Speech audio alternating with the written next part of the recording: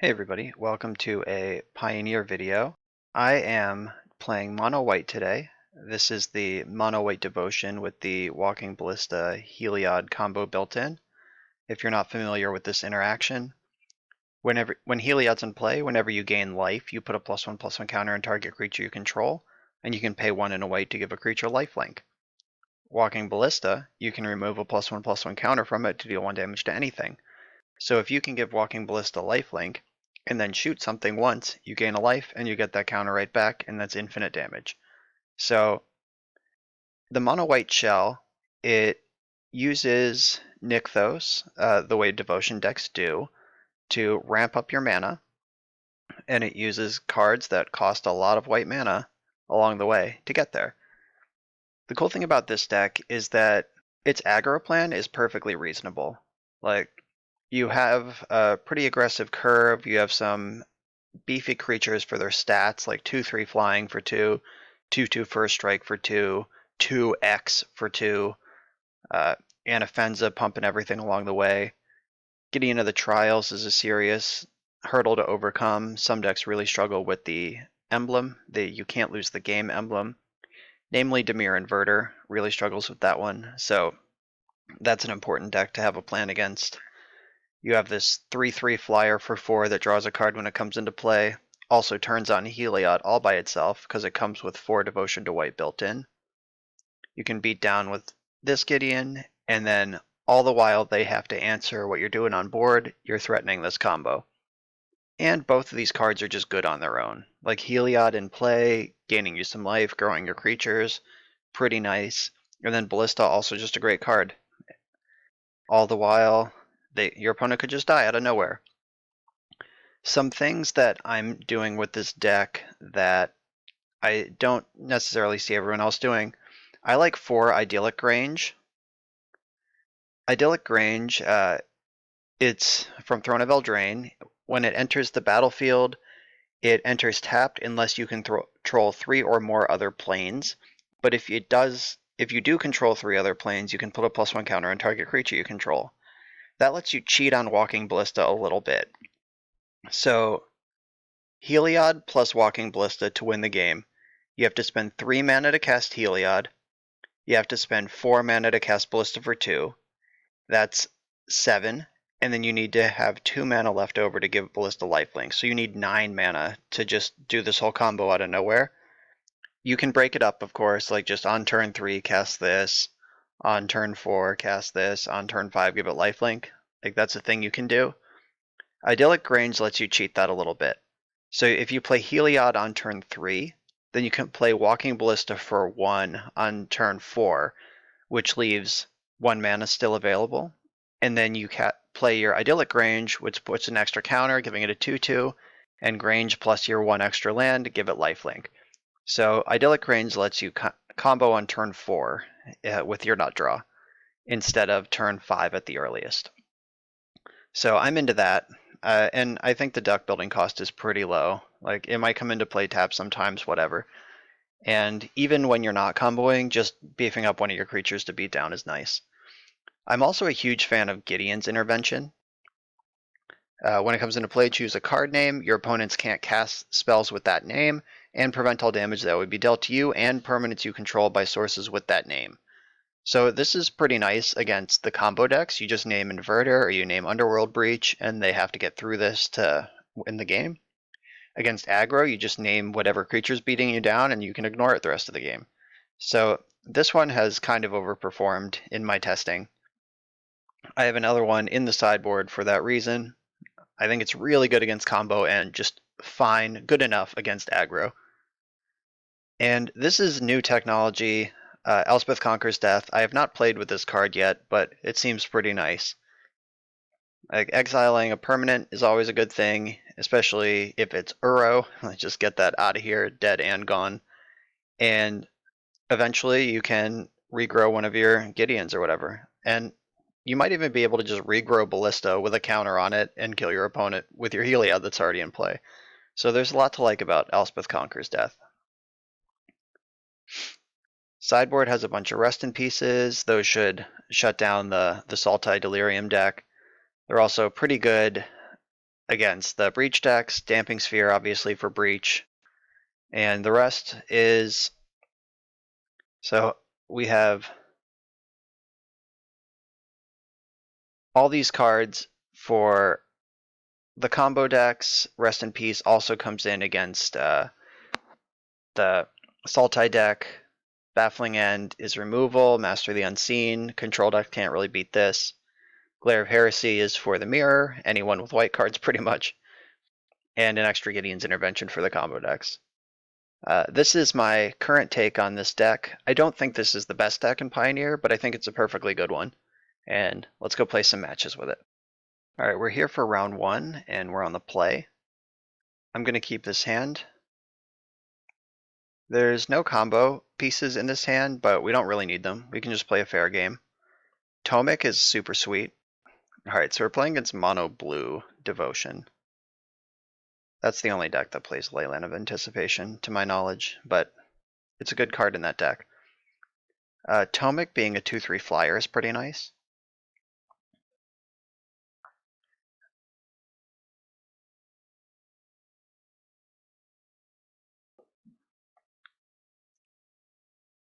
Oh, we're playing against Todd Anderson. He is, if I had recognized his name, I would have known he's on Mono Blue. I saw him tweet about it earlier. He's probably streaming this live right now, so if you want to go check out his stream VODs, I'm sure you can watch the other side of this matchup.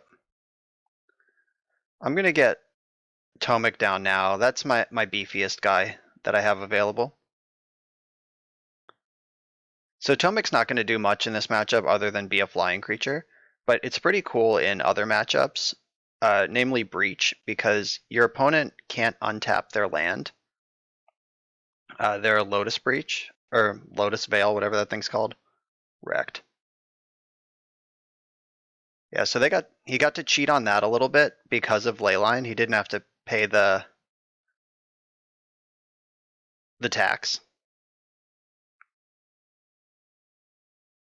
Usually that costs extra to cast with Flash.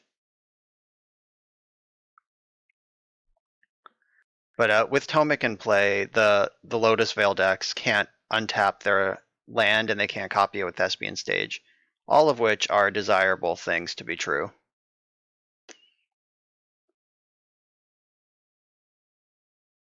Alright, let's see if we're getting countered here.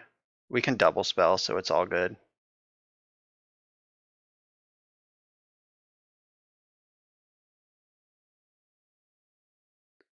We're on the play, so we're never gonna trigger this knight, so we might as well just get it into play as a 2/2. Alright, surprise Thassa, so Gideon's dead. Thassa can make itself unblockable. Just pick off Gideon for free. This matchup's probably really bad.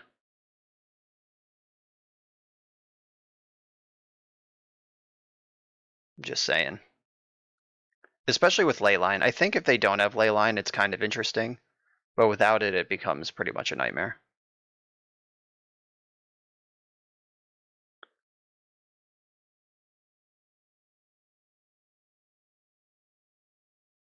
So I'm going to juice up Tomic here. I'm going to try to get some action during combat. Like if he has... Okay, yeah, that's what I'm talking about. Just forcing a little action during combat that lets me resolve all my stuff. Make my monster grow.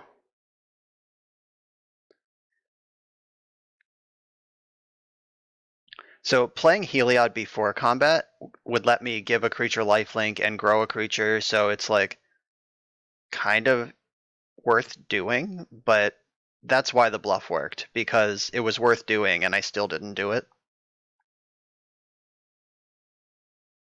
Alright, so I'm just going to get in with my flying creature. He's probably going to block with Brazen Borrower. That's fine. I'm going to give Tomic lifelink.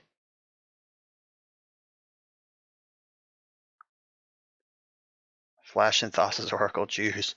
Wrecked. Alright. 1, 2, 3, 4, 5, 6, 7, 8, 9. Just looking at 9 cards. That's pretty nice.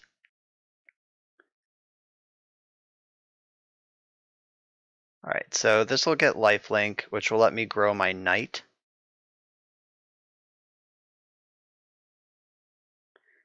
And we're going to shove a Gideon into play.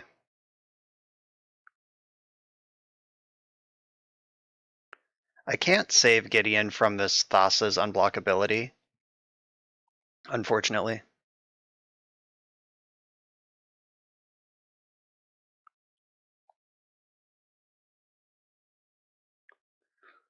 But getting another creature into play, that's another thing I can target with Heliod.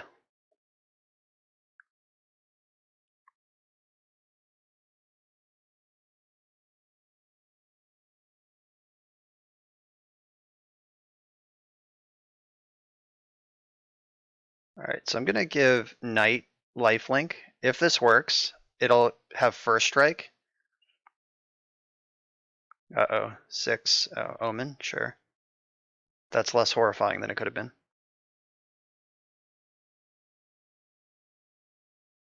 Bottom. Ready for damage? Master of Waves, surprise. Does that kill me? Probably.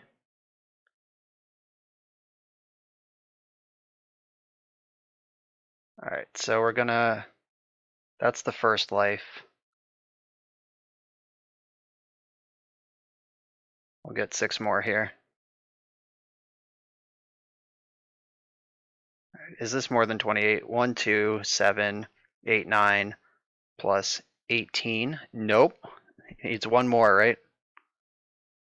Is that how math works?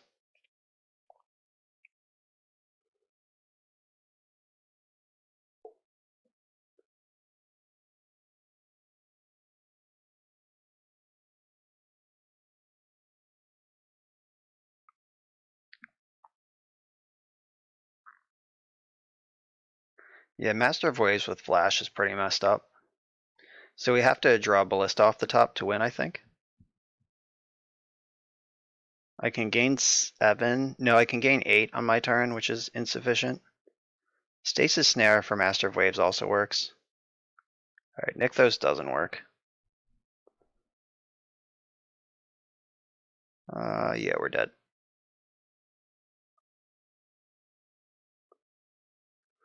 Okay, so Mono Blue Devotion. Baffling End is a little dangerous against them because they have so much bounce. But like, not many of these cards actually do anything. It's rough. Baffling End can't even exile Master of Waves, which is the scariest thing they have. The Baffling End does clear Thassa, that's a big deal. So, what's less good?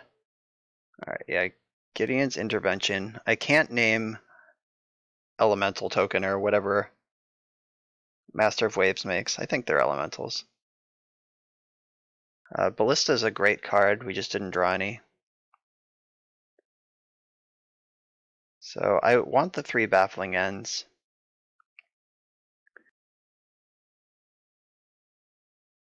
Alright, we're on the play, so Knight of the White Orchid is worse, but we do still want action early on. Though I think I can shave one of them.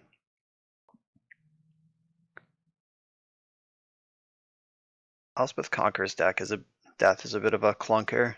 Elspeth Clunker's Death. It can exile Thassa or Master of Waves, but that's about all it does, and it costs so much. Alright, I'm gonna submit this deck. I think the rest of these bodies are just too important. Like, I have to be on board to function. Maybe Master of the Unseen is better than Gideon Ally. And that only matters if we get into like a long grindy game where I have Nykthos active. I think Gideon's gonna be better most of the time. Alright, let's do it. This is a keep. Just curving straight up into a Nykthos that actually produces mana. Half the combo is present.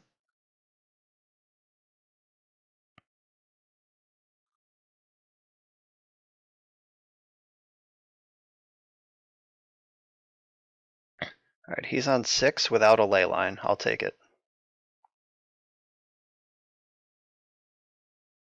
Yeah, the reason Leyline is great is because this deck does play counterspells, Todd's deck, but normally you have to decide if you want to develop or leave up counters, and when you have Leyline, you just don't have to make that decision. We got Tomek again, right on time. Maybe he'll do anything this game. See, this card is so much worse on this board than like anything else. Like last game when he was able to just bounce my turn to attacker, that was so much worse. Alright, let's get Heliod in. So Nykthos breaks even before Heliod, and now it actually nets a mana. Ooh, he's got a Nykthos too, but his does not actually make blue mana yet. He loses a mana by doing that. Alright, it's working up. I don't think they play any counter spells that can be cast with the mana he has available. Alright, we're getting punished by Idyllic Range right now, but that's okay. I'm gonna go for Owl.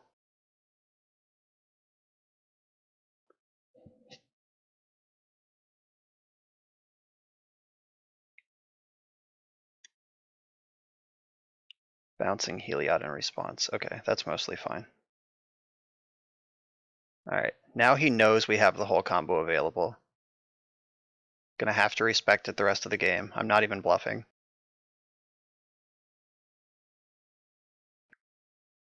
I'll make my land drop. It's better to actually develop here than not develop, even though this card is obviously better in other modes.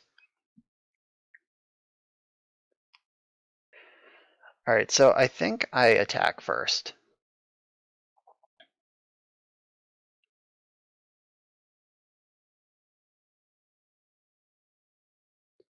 Like if he has the bounce merfolk, that's fine.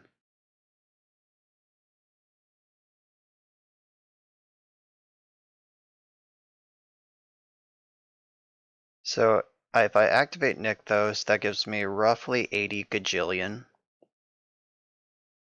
Here's Daxos. Here's Heliod. He doesn't know about the second Heliod, so if he counters this, I might be able to get him. Alright, the wizard has retorted me. Surprise. Do you have another one? Nope. Alright.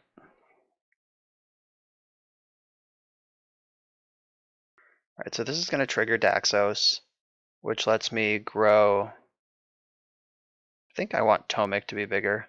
I wanted to survive a fight against Brazen Borrower.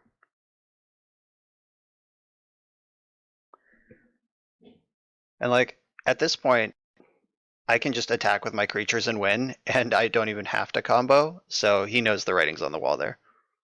Alright, so we were on the play that game, and he didn't have a ley line, so things are much better in that world. Where's my knight? I want this back in now that I'm on the draw. And maybe this is too much removal. Like, I'm not sure if I should be cutting Stasis Snare or a Gideon Ally. Probably Ally on the draw. Because it's even slower against counter magic. Stasis Snare is basically the only card in my deck that I can cast at instant speed. Okay. I'm ready.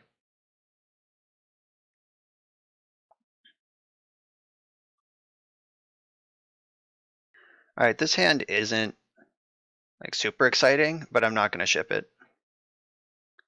Like the great thing about Thraben Inspector is that it's just always on curve. Like it's a great 1 mana play and a great 2 mana play all the time.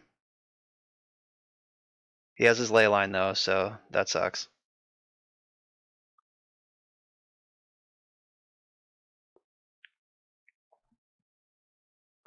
Look at this. Wow.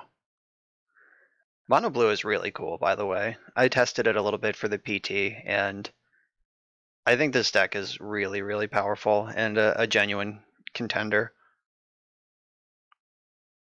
Guess we'll see if the combo decks survive much longer. That's the big one. It's like our breach and inverter going to last very long? And if the answer is no, then mono blue is sort of waiting in the wings. But I don't think breach and inverter are necessarily too powerful.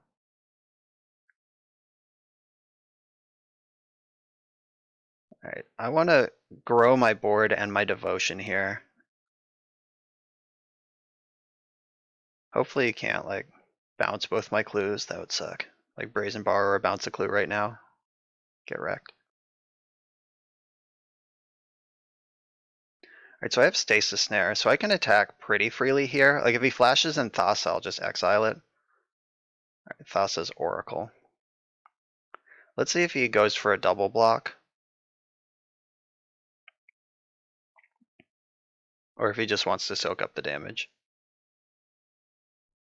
I'm not going to spend my Snare here, even if he does go for a double block. Yes, that is a much better block, I agree. I'll draw a card in response.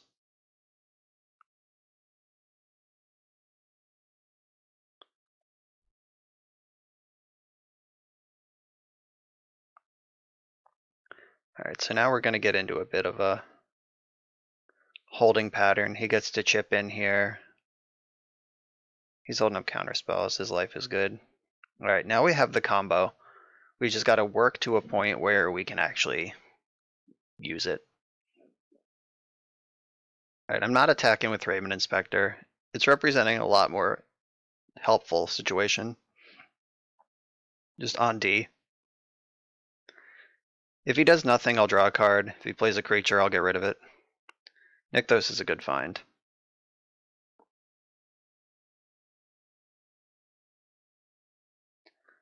Unfortunately, the draw-go game heavily favors the person who has Leyline of Anticipation.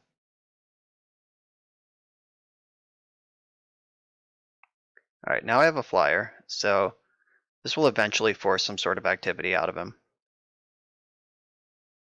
He has infinite mana though. Like if he just goes like Master of Waves with Counterspell back up here, I'm in some trouble. Omen of the Sea is such a great card. That's a huge contender in Pioneer. This looks like Gadwick for 1 million. Yup. Ugh, that's gonna be hard to beat.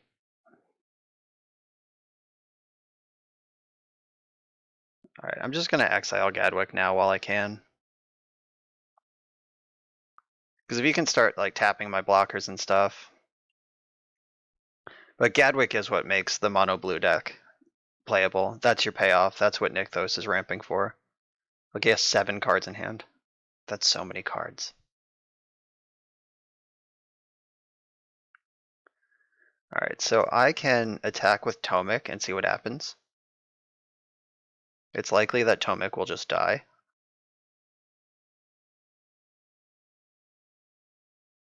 Alright, doesn't want to have a fight over that. Alright, let's sneak this owl in. A null, brutal. Alright, I have 2 ballistas, so I can try to get 1 down right now. And then once this is in play, it threatens a Heliod off the top to win the game at any point. And he has lots of bounce spells, so it's not like, yeah, like so. Alright, so I could ping him and he doesn't get a Brazen Borrower, or I could just have Ballista back in my hand. And he has 5 cards in hand anyway.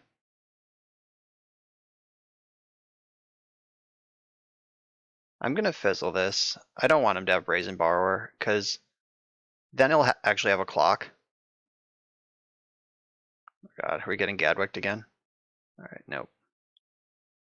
Oh god. GG. Alright, I can't beat that. Yeah, mono blue, really tough matchup, especially the Leyline games, as we saw, where we got completely crushed in the 2 games where he had Leyline.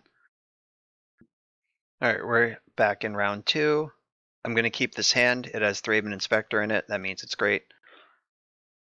That's a bit of an oversimplification, but only barely.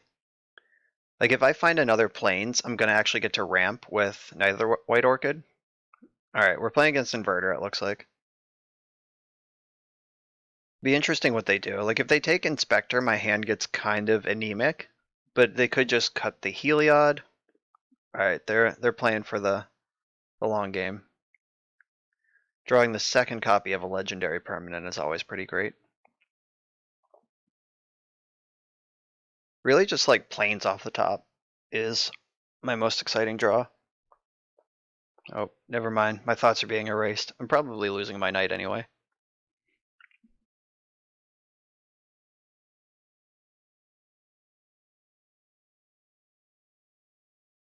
Hawk. Yeah, so there were 2 sources of non-white mana left in my deck and 22 sources of white mana. So got a little unlucky not to draw one on time, but it's cool. Alright, continue being punished. But we did draw one, so we'll start getting on board eventually.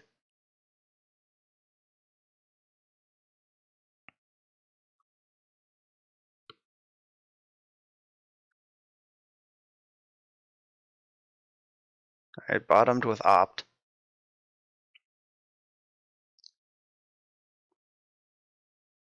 Alright, either doesn't have or didn't want to show me an island or swamp there.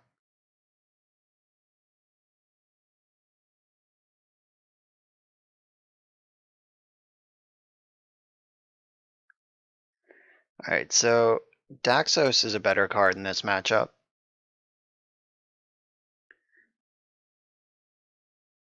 Oh, disputed. Can't pay.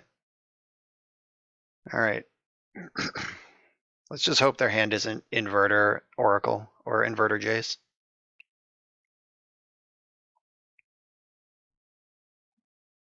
Alright, they kept on top.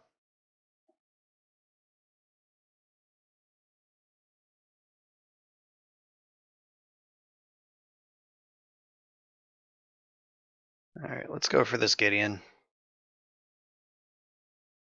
I don't think they would have topped a counterspell there, and it looks like they didn't. Like, they're stable, they're developed, they want to win the game now. That's their plan. Alright, dig through time is a good way to do that. So if they dig in, if they have Inverter or Oracle and they dig into land other piece, they can win on the spot.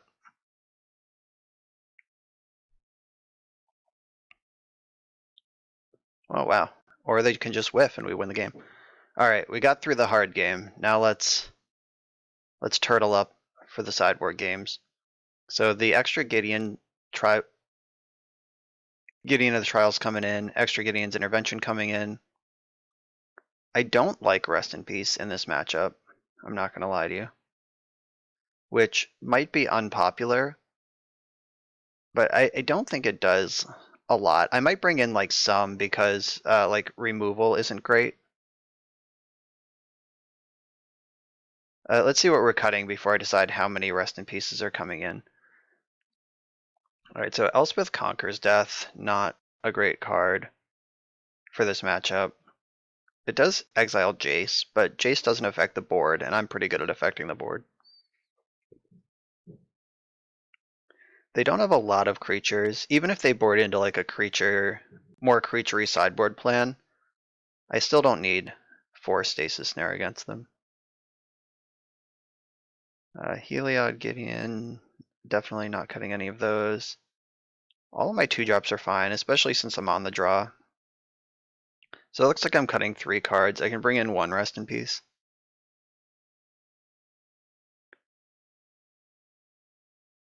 And Tomek is just a 2/3 flyer with no other text here. But I think that's still pretty good. Like, I'm not like a white prison deck. Like, I'm not trying to lock them out of ever winning the game. I'm just trying to deny them long enough that I can get over the finish line with creatures. So I can't just like cut out all my creatures for Rest in Pieces and Gideon's Interventions.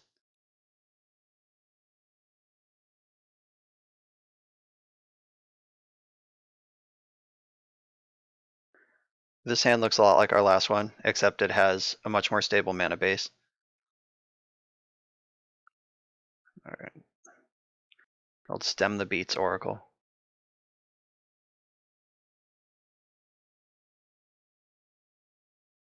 Alright, so I'm gonna get to draw a card. That's better than having just Ballista on 1 sitting in play. They do play a lot of removal. They play discard too, so it's not like putting it in my hand makes me super safe.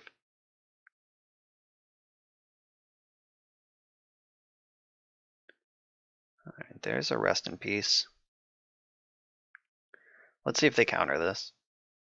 Alright, cool. So now we can also cast Rest in Peace this turn.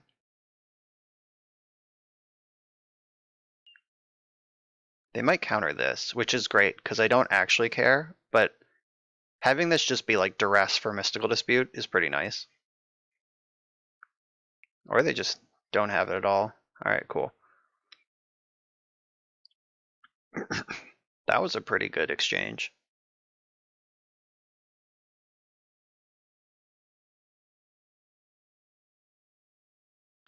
Alright, how can I jack this all up? Gideon is a must counter. It's also unbeatable.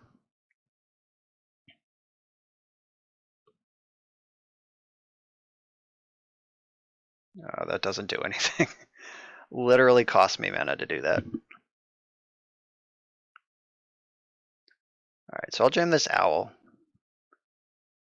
This again is like a perfect bait spell because a 3/3 flyer is the best thing that's happening on the board. It also supercharges the Nykthos. Like next turn, if I could double spell Gideon and Gideon's Intervention. Alright, no, they're just on the removal draw.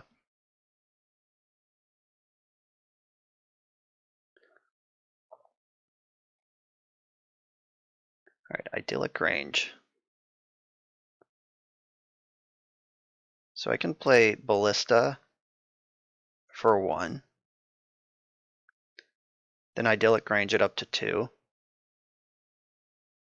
And then still play Intervention.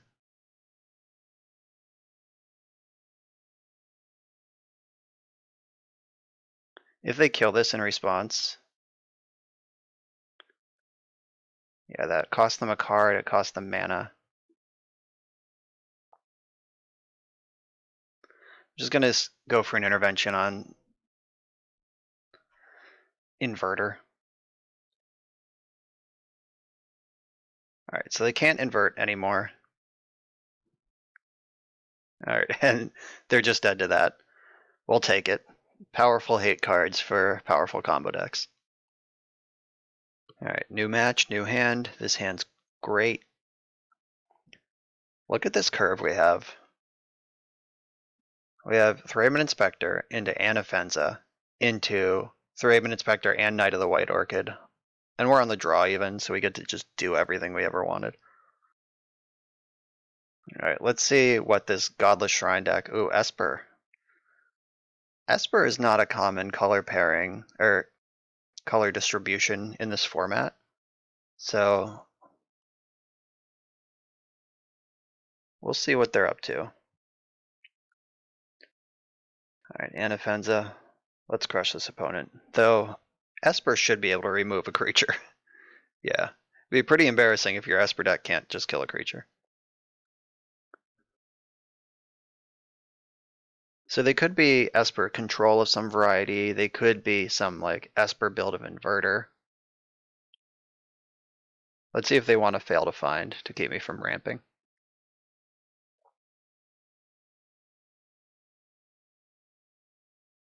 Yes, I'd like to do this.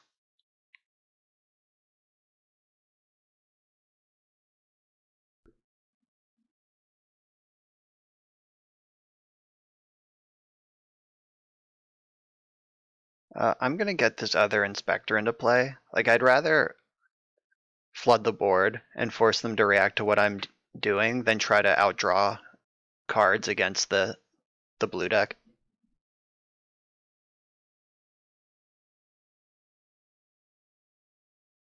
Right, so everything they've done so far could be in an inverter deck or a control deck. It's one top, one bottom. A control deck is likely to have main deck wraths, like Languish or Cry of the Carnarium or something, in a way that a combo deck wouldn't. Alright, so they took the Stasis Snare, which is kind of interesting.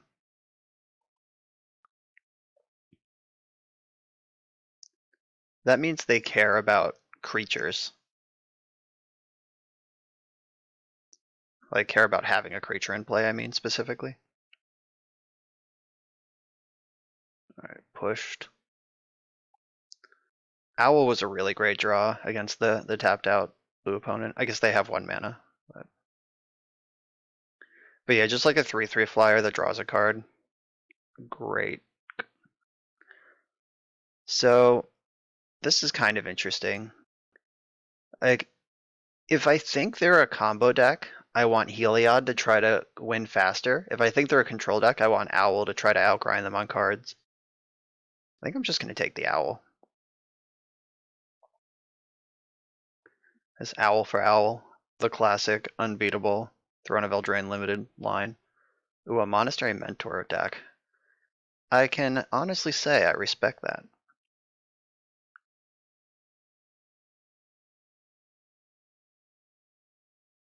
Let's hope they don't have Fatal Push. Oh, how lucky. I'll grab this Stasis Snare. Hopefully it's still in my hand next turn. Because this fair plan that I committed to by taking the second Owl is not very good against Monastery Mentor. Alright, looks like they have the push for my Owl.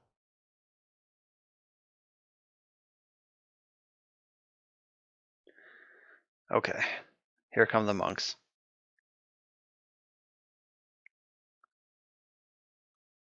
So if we can snare this Mentor before they cast a bunch of more spells, like the worst thing they can do right now is like Omen into Opt. Alright, looks like they're not doing any of that.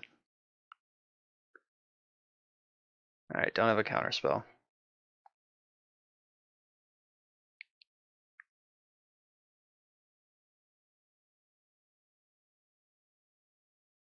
What is this card? Oh, Drown in the Lock. Bummer. Yeah, that's about the only card in the format they could have had there to save their creature. Alright, time to beat down, I guess.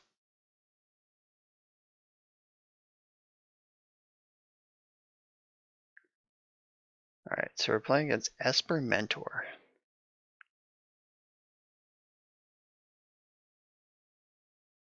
Jace is about to get active. All of these removal spells get new life. They all trigger Mentor.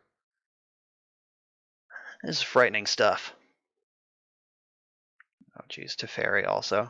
Alright. We missed our window to win this game, I think. It's safe to say. Teferi bouncing Omen. So filthy.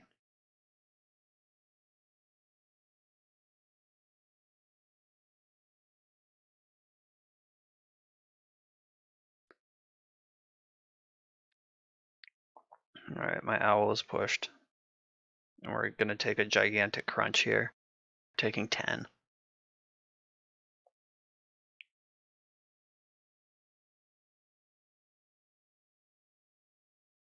So they have 2 blockers back. If I take 10, and I can kill Jace either way, and I can force them to react to Teferi. I could also just gang block the Mentor, but I lose to Opt. Like, lose hard and fast to Opt. And I still take 6. I am gonna commit to this gang block. I'm not winning a game where Mentor's in play either. So let's just group this up and hope they don't have a spell. Alright, cool. That worked out well. That worked out well too.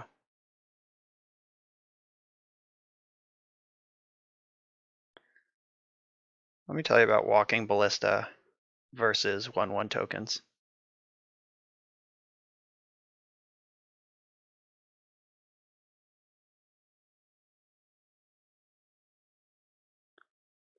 Alright, attack Jace, attack Jace.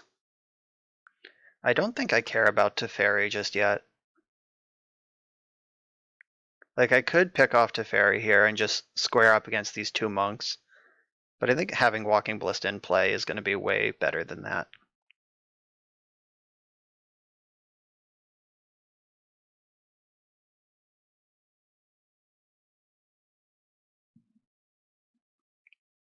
Like, also just like Heliod off the top for the win. Pretty good. Dig Through Time is a powerful spell. So they have Drown, Dig, and Jace. Those are all reasons to bring in Rest in Peace against this deck. At least in some number.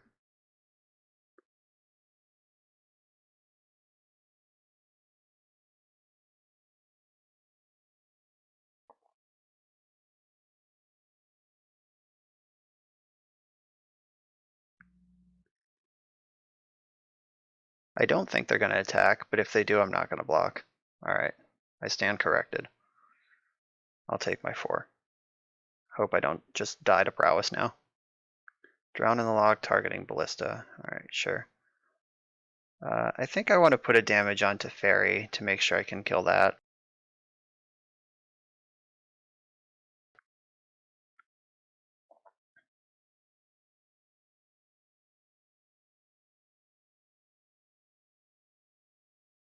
Stasis Snare is pretty nice.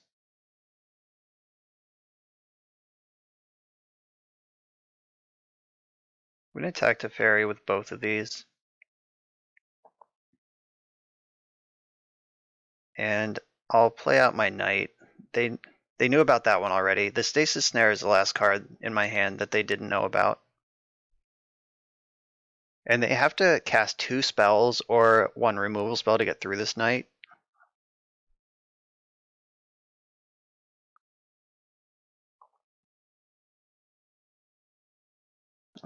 That's a pretty good spell. I'm just going to Snare in response. Clear out these monks now. Or at least one of the monks now. Because I would hate to play into a counterspell here, and like if they have just counterspell for lethal.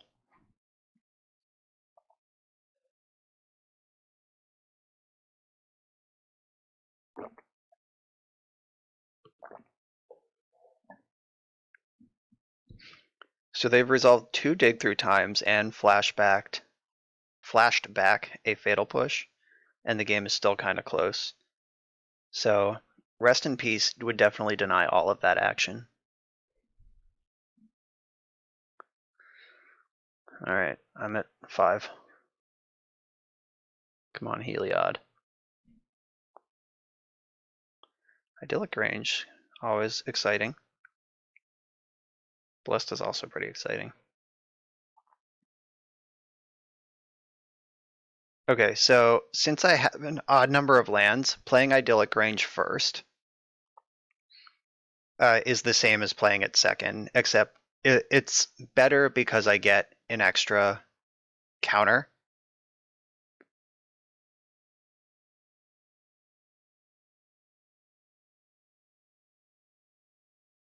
Alright, that's pretty cool. So I could only cast Ballista for 2 on 5 lands anyway, and like playing it for 2, then playing the Idyllic Range gets it up to 3, but I don't have a counter anywhere else.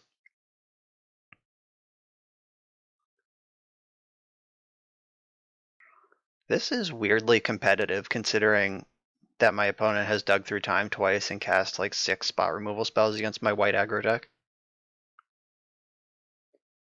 They also made 4 monks off of Monastery Mentor at one point.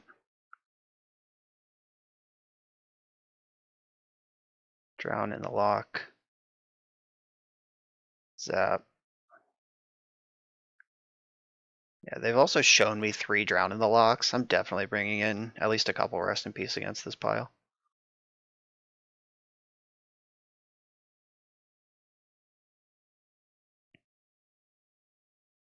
Ooh.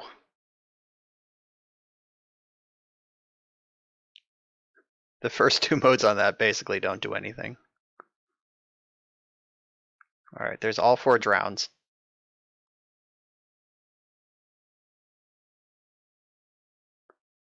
So I could hold this Conquer's Death. I'm going to. Like I have lethal attackers in play. I would hate to like just play this to get the story started and then lose to their like Baneslayer Angel or whatever. Alright, they had Thoughtseize, Fortress, Other Land. Alright, remember when I thought we were dead? That was great. Alright, so some number of Rest in Peace I like. Glare of Heresy kills Monastery Mentor. So does Baffling End though. I don't think I'm bringing Baffling End. I have Stasis Snare, which is just like a better version of that same card for the most part. Though they did show me Teferi. Teferi bouncing Stasis Snare is a lot worse for me than Teferi bouncing Baffling End. Maybe Baffling End is just better. Glare, Rest in Peace, Rest in Peace. Glare is better than Baffling End though, I think. Because Glare also exiles Teferi. 4 Rest in Peace might be too many in this sideboard. Like I can definitely see a world where we'd want another Glare of Heresy or some removal spell. Gideon's Intervention doesn't do much in this matchup. Planeswalkers are always pretty great though.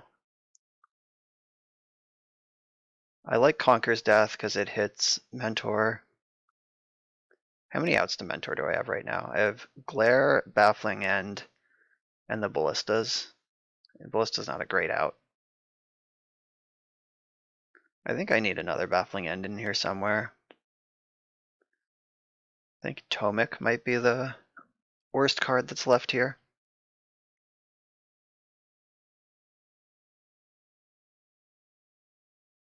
If I could name Monk with Gideon's Intervention, then I would keep it in the deck, but you can't, and it seems like their primary win condition is a token.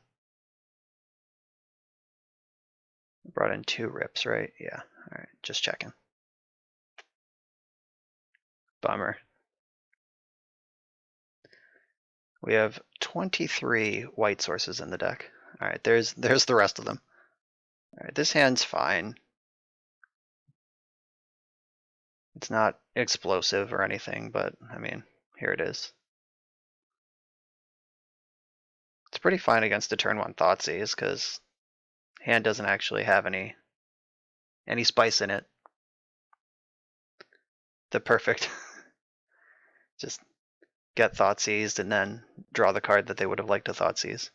I like it.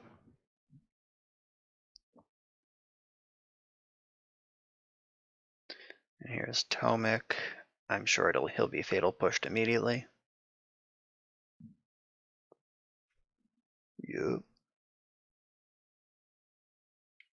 Yeah, because of the way their deck is built with all the drown in the locks, they need to be like spewing every trade they can get. I think Gideon's got to be better than Heliod here.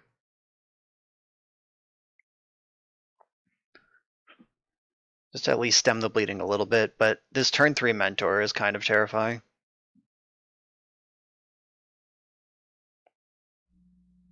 Like, I don't have an answer for it available.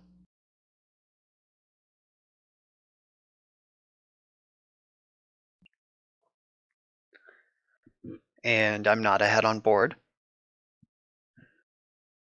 I basically have to like buy time until I can combo, which is going to be hard against the deck full of drown in the locks.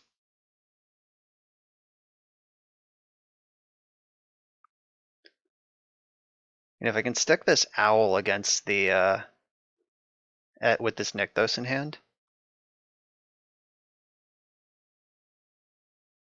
I'm just going to keep freezing this Mentor. I could have a huge turn next turn unless they disrupt me meaningfully now. Yeah, that sucks a little bit. Cost me 4 mana.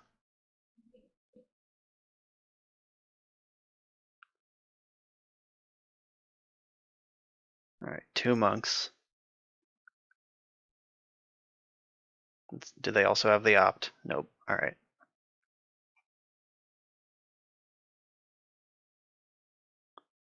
Am I getting my thoughts erased? Nope. Maybe. Teferi. Okay. That's gonna bounce Omen, and then Gideon's gonna die. Yeah, that's a messed up interaction. That cost me 2 more mana, so I think I basically have to draw a Ballista pretty much immediately.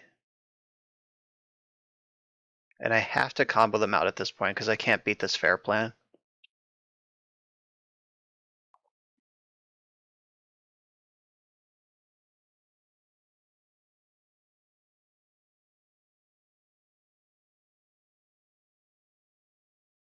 Alright, here's the cards that I have.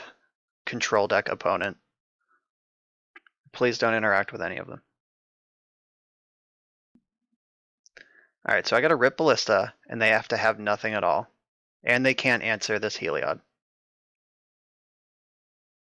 I don't think that's too much to ask.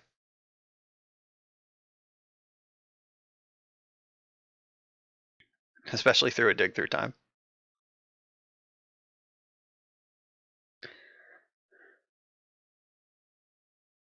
So they're attacking for 11 right now. Yikes. 11, 12, 13, 14, 15, 16. If they have one more spell, I'm dead.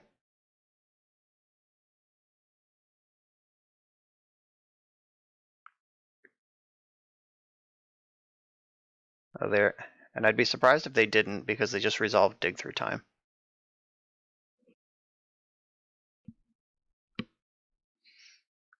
Alright, there it is. Alright, you got me. Maybe Rest in Peace is even better than a 2 of. I feel like I definitely want one. And maybe Gideon's not that great because their win condition goes wide so easily.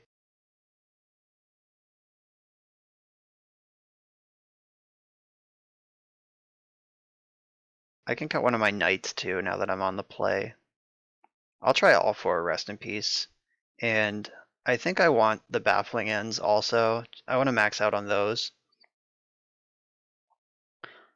It's probably better than Conqueror's Death, because it's basically the same thing. Alright. 4 answers to Mentor that they play 4 of. This is a good hand. We have a real curve. Even if they thought seize the Heliod, we're still just curving out with reasonable creatures.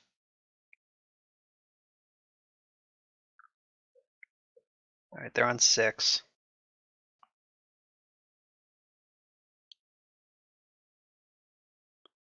Having a 1-drop is so big too, because now we're just picking in for damage.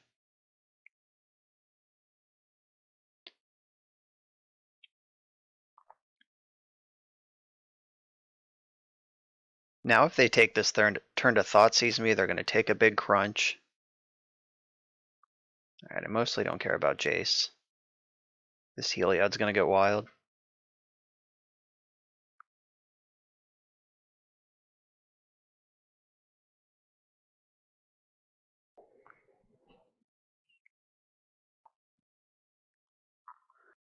Alright, now I'd prefer not to get Thoughtseize because this Arcanus Owl is going to be freaking dope.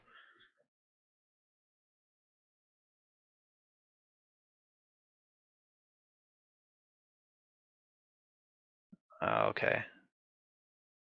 There, without a land drop it seems. Alright, Owl, make my monster grow. So Owl turns on Heliod. Owl also gains a life from Daxos, which triggers Heliod. Owl also draws a card. I'm going to spread the love around, put the counter on Thraben Inspector. Yeah, so if they kill Daxos, then I'm still getting that extra point in. So, alright. I don't think they can remove a Heliod, so I'll grab the Rest in Peace right now.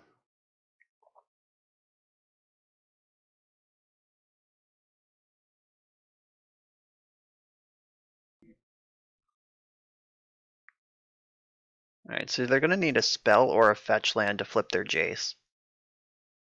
Alright, they found a fetch land. That was just about the perfect draw.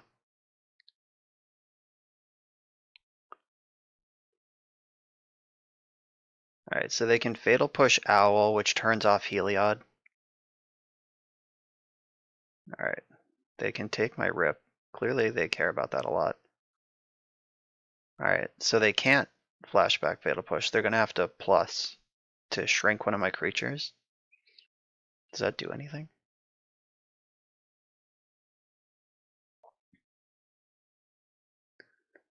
So 5, 6, 7, 8, 9, 10, -2. I'm attacking for 8.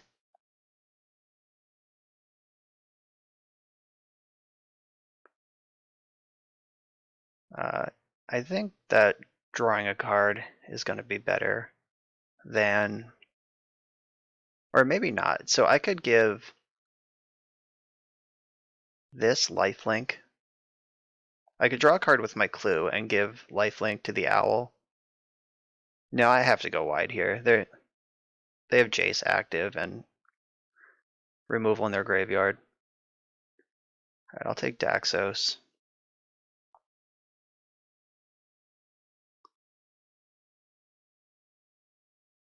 Yeah, I'm just going to go after their face here. I could kill Jace, but I mostly don't care about the cards in their hand.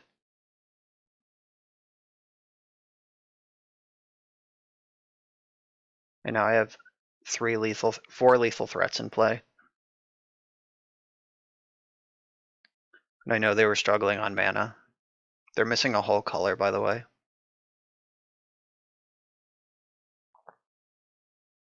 Alright, yeah, we got it. Just the white weenie beatdown plan. Alright, we're on the draw for round 4, and we're going to keep this hand. It's got Thraben Inspector and the whole combo. This is the first time we've had the whole combo in our opener. And not that we can really expect it to still be there in Pioneer, because Thoughtseize is the best card in the format. And here's a Swamp. Okay.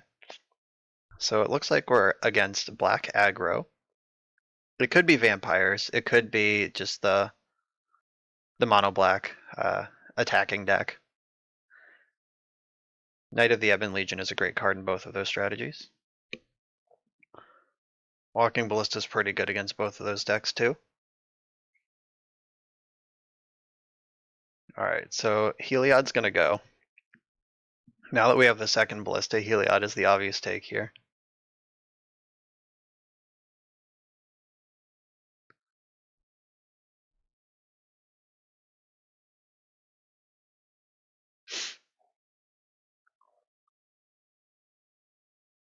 So I think that drawing a card is going to be better for me than playing a Ballista.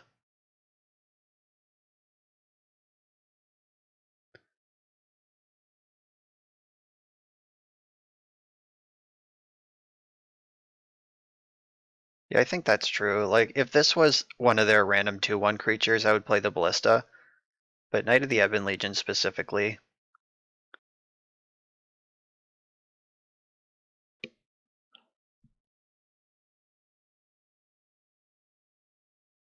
If a player lost 4 or more life. So if they double Thoughtseize here, they can trigger it. Alright, check that out. They just passed their whole turn without doing anything. That was great.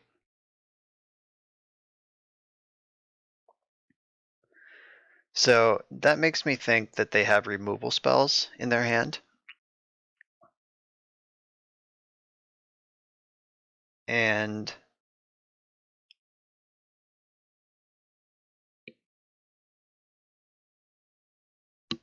what does that mean for me? Alright, I'm going to play this Daxos. If it gets Fatal Push, that's fine. And if it doesn't, holy moly, that's insane. Alright, they didn't have Fatal Push, or just didn't use it. So what's in their hand that they didn't play a creature or a land or any spells in the last 2 turn cycles?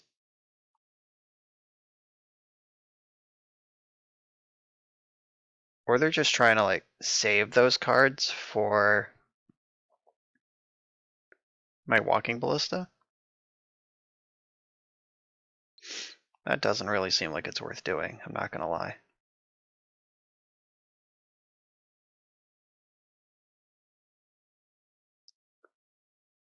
Alright, so I'm just gonna attack.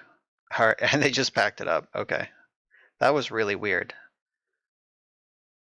That makes me think that they are vampires and not mono black aggro, because vampires does have clunkers that could get stuck in their hand.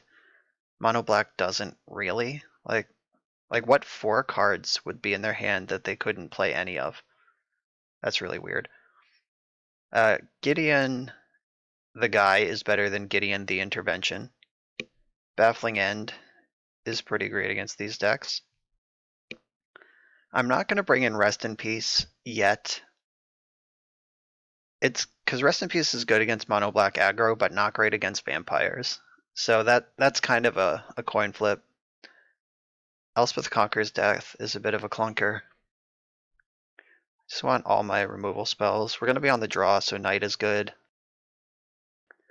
I think I just want all my early creature drops. Which means, what am I cutting to make room for these Baffling Ends? So I could cut an Owl, or I could cut one of the Heliods.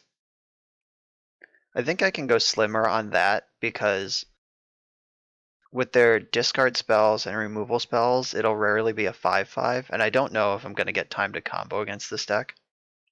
So, or like comboing certainly isn't plan A against this deck. I think I do want Max Gideons though. So maybe Owl is the next worst card. Because if I'm slowing down, not trying to turbo out the combo so much, then having this kind of expensive way to dig for it is less important.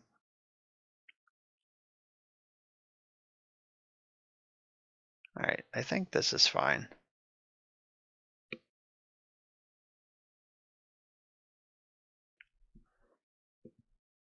I don't know if the way I boarded is right or like perfect or makes I just hope it makes sense. Alright, I'm keeping my hand just full of 2-drops. This is a hand that does not collapse against the Thoughtseize.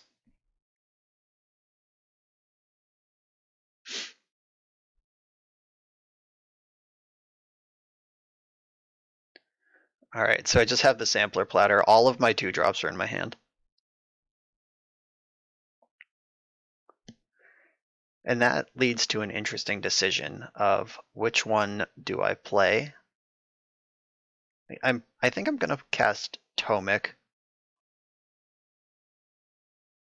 because that's the one I care the least about if it gets fatal pushed. Like Anafenza is the best one if it sticks. Tomic is the best one if they just have fatal push right away.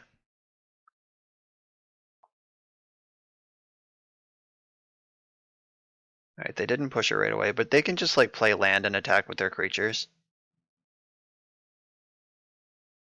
And I can't really block, so I won't.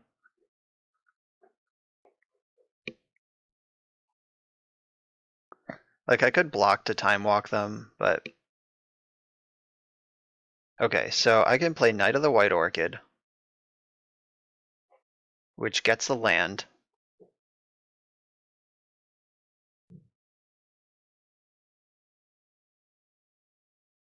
Get a Plains.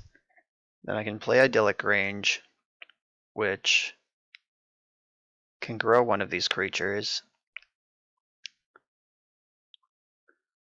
I'm not sure if it matters which one. I guess I'll choose the one with first strike. And then I'll cast Anafenza. Right, my plan for next turn is Stasis Snare this spawn, but I want to gum up the ground as much as I can in the meantime. Just hope the Stasis Snare is still in my hand for next turn.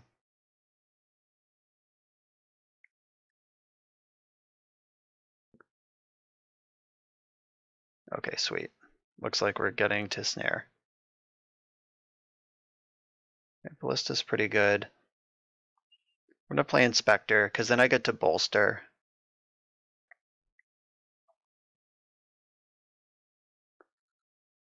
Oh, I get to choose. This one.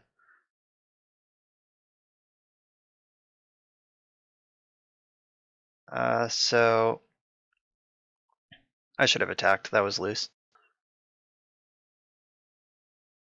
Alright, I'm just gonna snare this thing now, so Spectacle isn't just on for their turn.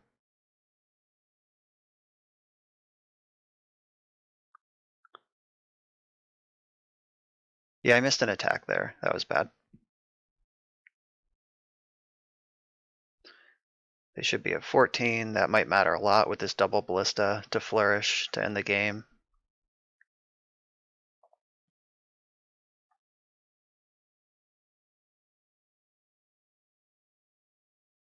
Alright, so 1, 2, 3. This can become a 5, 6. 1, 2, 3, 4, 5, 6. It also gets Death Touch. Ugh. So I can block one of them with my 3/3 first strike and the other with all my creatures, or I could just take 4. I think I'm gonna take 4 this time. They can make it 7 if they want, but I don't think they're gonna do that. Not with this handful of cards. Alright, and they are mono black aggro, by the way, not vampires. So we got.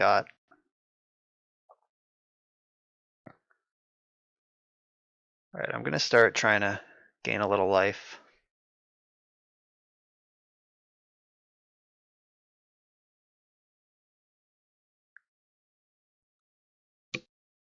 I'm not gonna forget to attack with my Tomic this time.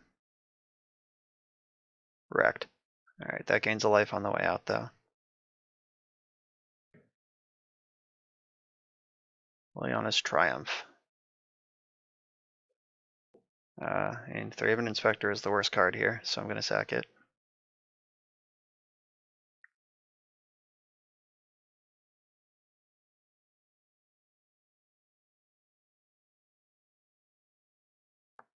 Blood-Soaked Champion can't block.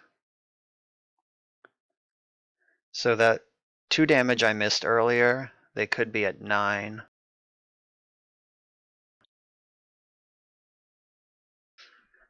Daxos has the biggest ass on the planet. 2/8. He's thick. Legions and my Daxos. Whack.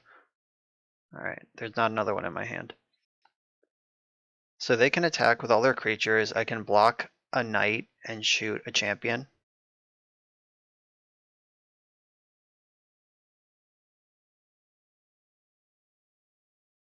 If they pump the champion, that means they can't get their, or if they pump knight, that means they can't get champion back.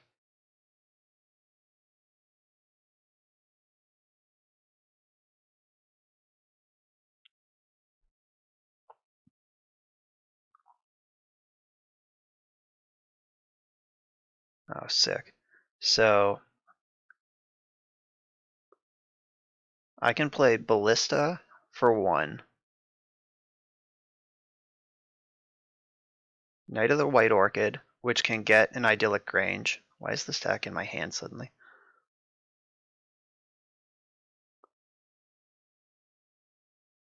Which can pump. I don't think I need to pump the Ballista. I think I want to pump the Tomic, because that's my flying threat. And I also get to cast Thraben Inspector. That was juicy.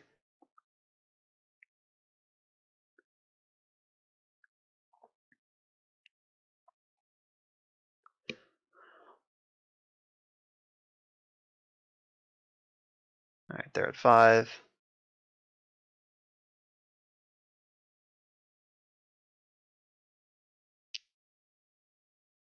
Yeah, they pretty much need a removal spell right now.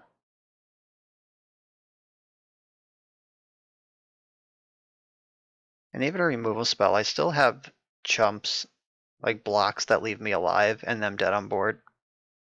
As if they have like exactly Fatal Push, then attack, and then chump with Mutavault, then they're technically winning this race. But they wouldn't be winning the race if I made that attack earlier.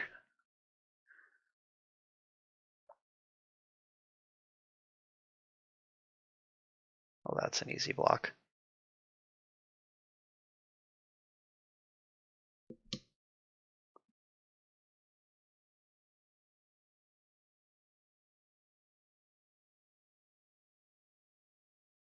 Alright, so this is free to do, and the payoff is insane.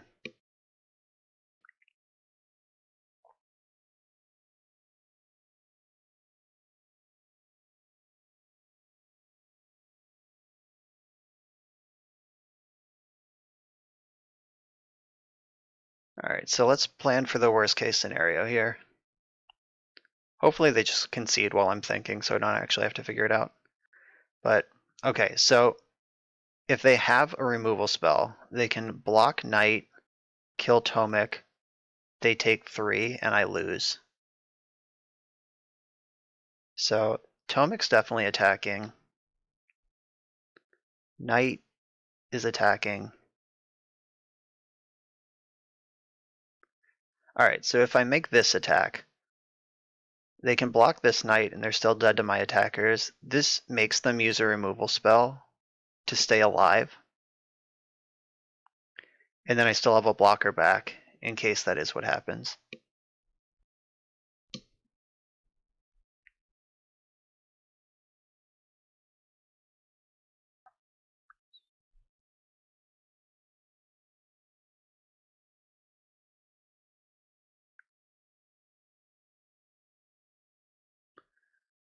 Okay, Swift End. Alright, so they're dead. Yeah, they take 2 from combat and Walking Ballista is in play. Bang. Alright, we got away with that. Missed an attack. It came down to a pretty tight race, but we weren't punished. Alright, we're on the play for the final round. My hand has Plains Thraben Inspector, so I'm keeping it.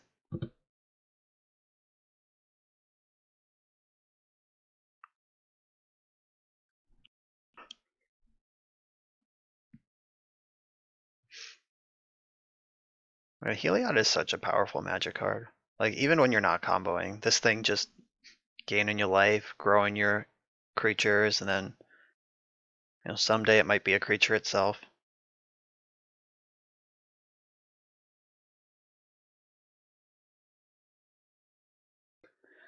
Inspector. Thraben Inspector and I have a great history together. Oh, a red strategy. This should be really good for me, but we could get run over. Wow, Thraben Inspector just bricking this creature. Alright, so I'm not attacking. I am the control deck here. Gideon's probably going to be pretty good in this matchup. Wow, they're actual goblins. I'm so excited right now. I hope their deck is awesome.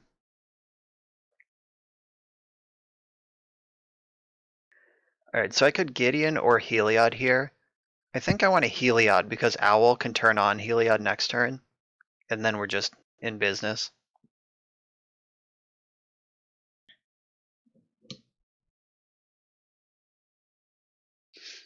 This is a much better Gideon anyway. Like, Gideon of the Trials, +1, like, choose your favorite 1/1.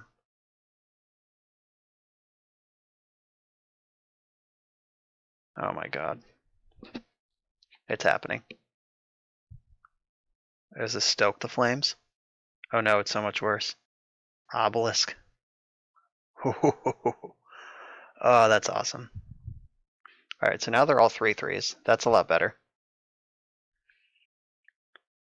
I am going to Castle Ardenvale. I'm going to save the Idyllic Grange for the Walking Ballista that I'm definitely going to find off of this Owl. Easy. Alright, now my only plan is to survive for one more turn, and then we're okay. Like, the Idyllic Grange is letting me cheese this. Like, they might think they have another turn. Alright, hopefully I don't just lose somehow. Are they going to cast another Obelisk? That would be sick. Oh my god, they are.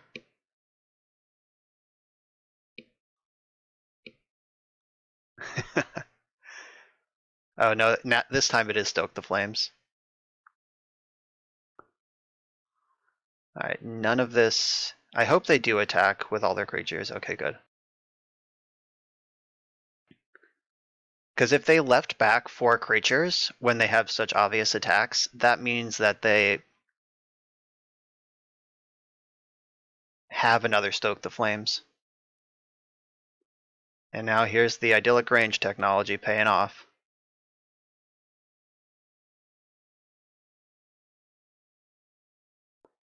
Let's see if they make me click through all this.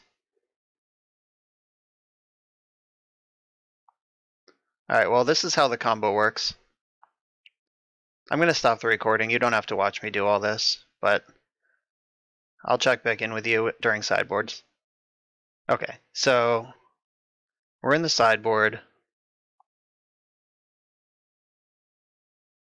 Baffling End seems kind of medium. Like, everything seems kind of medium here. Like, I don't have a disenchant or like a straight up Banishing Light or Oblivion Ring kind of effect. I can only exile creatures. Alright, Gideon's Intervention. They seem to have mostly tokens. Conqueror's Death can exile the Obelisk. That's pretty good.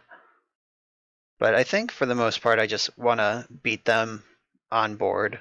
Just have better creatures than them and threaten a combo along the way. So Walking Ballista is very good against token decks. We're on the draw, so Knight's good. I think I want all this early action. I don't think I want getting into the Trials. Like, it's just not very good against this kind of deck. I guess the question is some number of Gideons better than Oblivion Ring 4 through 7? Maybe.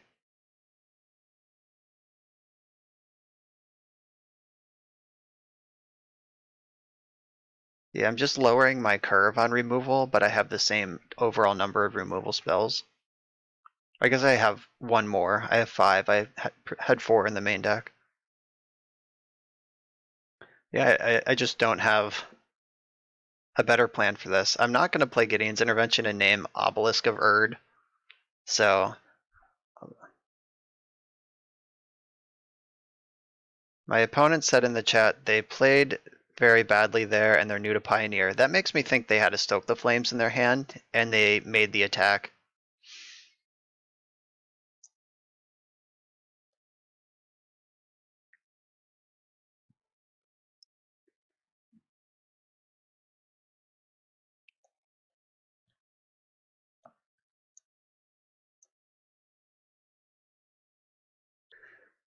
Alright, yeah, so if they didn't just aggro stoke my owl, they could have stoked my ballista.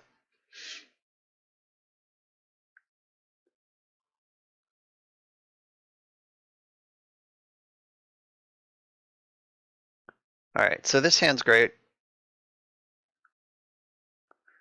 Thraben Inspector did the full flex last game, just bricking the Fanatical Firebrand entirely. This one's going to get in once, and then I'm going to brick it. It's pretty great that I have Daxos and Knight in hand, because I can play Daxos next turn, and then still Knight for full value on turn 3.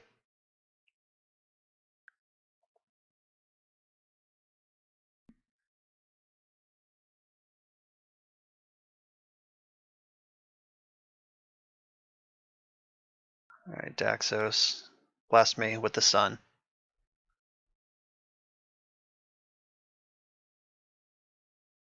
I probably could attack safely here, but I'm not going to. Like, I don't actually know what their deck is capable of, and I don't want to risk any goofiness. Like, I don't want him to be able to just like lightning strike and get me for 1. Even though that wouldn't like end the game, it's still just something I don't want to deal with. Alright, so Knight of the White Orchid, do what you do. I'm going to start gaining a bunch of life from Daxos. Daxos is now has a huge donk. Out of Stoke range. Idyllic range, let's make this a 3/3. That lets it tangle with goblins even if there's an obelisk in play.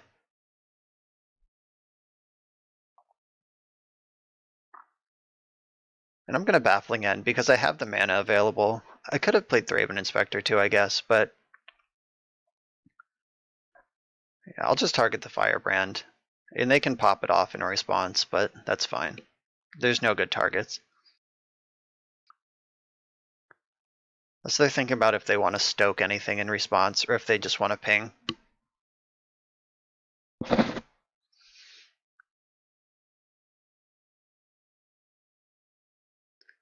But this is like a high devotion draw, and I have the Nykthos. So next turn I have like a pretty juicy Nykthos turn. 1, 2, 3, 4, 5, 6. I get to Owl plus another thing. So 6, 7, 8. I can just on board, or just with what's available right now, I could Owl plus Inspector plus Crack a Clue all next turn and still have a mana left over.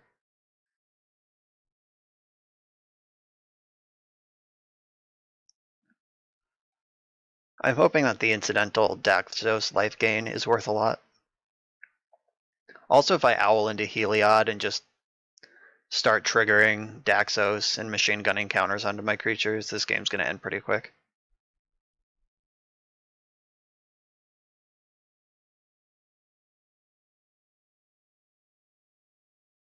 Look at these furry little goblins. Those are Khans of Tarkir goblins, I believe. Yep.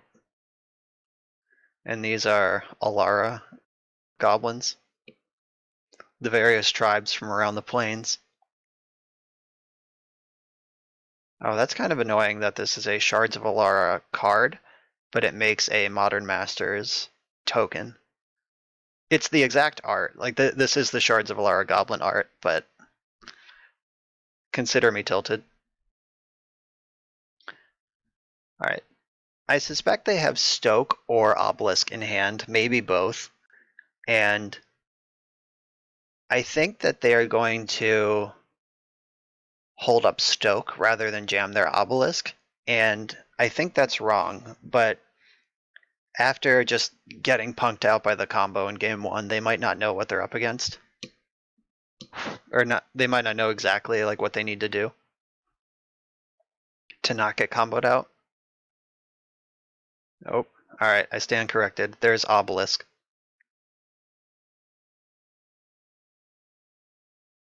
Now let's punk them out with the combo again.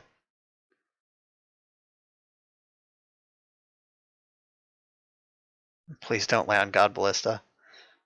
We'll see. Alright, I'm going to do this because it's free. That 1 mana will pay for itself. Bang.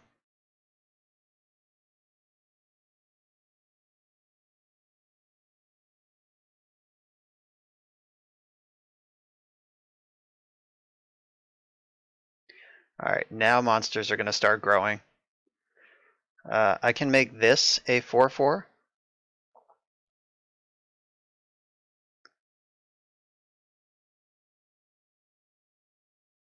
Alright, I have committed to not dying so far. I'm not going to chip in for 1 here. So 4 of my 6 creatures can beat or bounce off of a 3/3 in combat. Heliod is super devoted. Like, even if they do have Stoke the Flames for our Arcanist Owl, this is still a 5/5. And now every creature I draw triggers Daxos, which triggers Heliod. I can start attacking and giving my crew lifelink. And because I have a creature with First Strike, I can pass around 2 counters per turn instead of just the normal 1. Because no matter how many creatures with lifelink you have, you only gain life once when damage occurs. So Heliod, I can't just go like 1, 2, 3, 4, 5. They all get +1/+1. But First Strike does let me get an extra 1 each combat step. Alright, is it battle time? Nope, just past the turn time. That's what I like to see. How about Blist off the top? Not quite. Tomic is a creature, though, who triggers Daxos, who triggers Heliod, and he's free to cast because he provides the 2 devotion that he cost to play in the first place. So I can Nykthos, draw 2, and see what happens.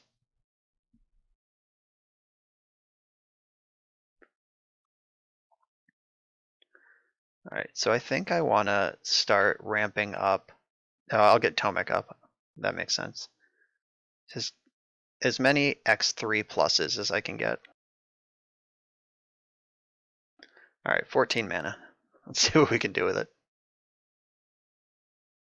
If I find a Ballista in a reasonable time frame, I can power through. Alright, we're drawing another card.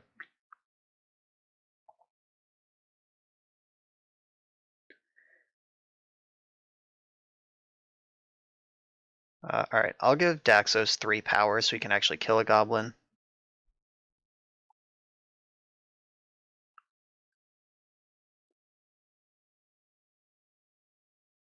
Baffling End. Alright. That's not the most exciting thing I've ever done, but it does remove some material from their board.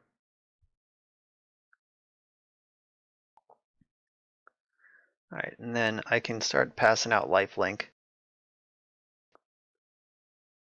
I'll give my owl some lifelink.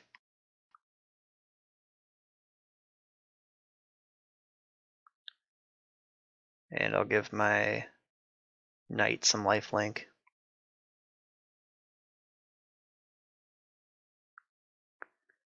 I'll play Idyllic Grange. Make this Thraben Inspector a little bigger.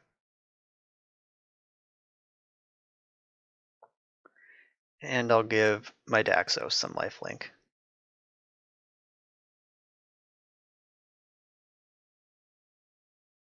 I would be impressed if I could die here.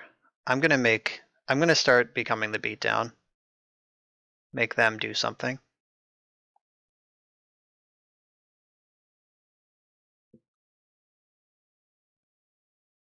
Oh yikes, Skullcrack is a good one.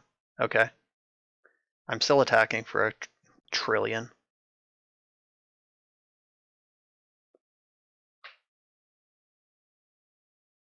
It was interesting that they waited till now to Skullcrack when I've put like 4 +1/+1 counters.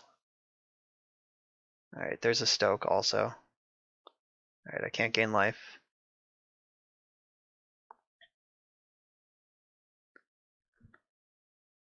Alright, so since I can't gain life, my knight can get eaten in combat here if they double block. I attacked with it because of First Strike. I could have put a counter on itself from its own lifelink and survived a double block, but now that's not the case anymore. Alright, they didn't even... Wow. That was just not a good block. Yeah. Opponent, F in the chat. F to pay respects. Yeah, the double block was a free kill there, and my opponent knows it. Yeah, opponent just didn't know it had First Strike.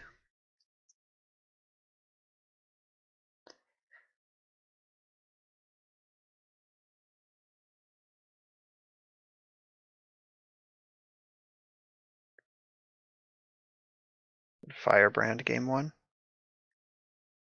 Oh, to pick off Ballista in response.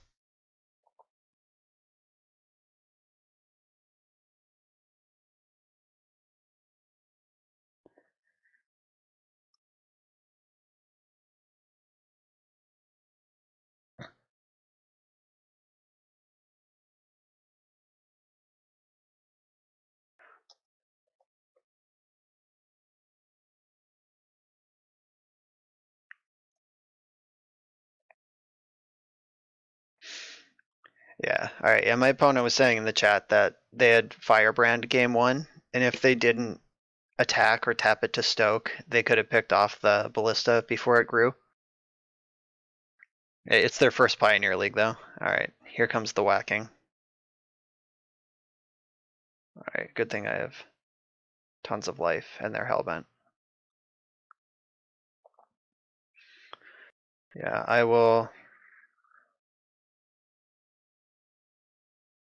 block wherever it makes sense.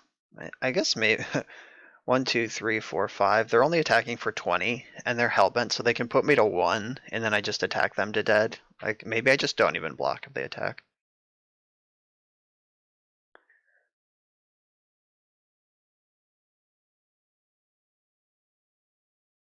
If they attack with just one creature, I'll double block with my big inspector and a normal size inspector.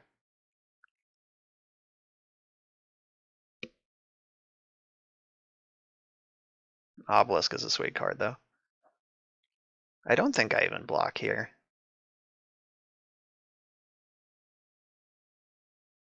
Yeah, I should block, just reduce material. Alright, so I'll just double block there. That's a 1-for-1 trade, and I can take 4. That's fine.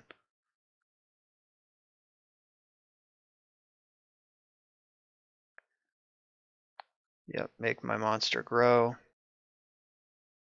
If they want to pick that off with Fanatical Firebrand, alright, they didn't, so we're good. Let's just draw Ballista for good measure. Even though the game is over. Alright, it's not too late.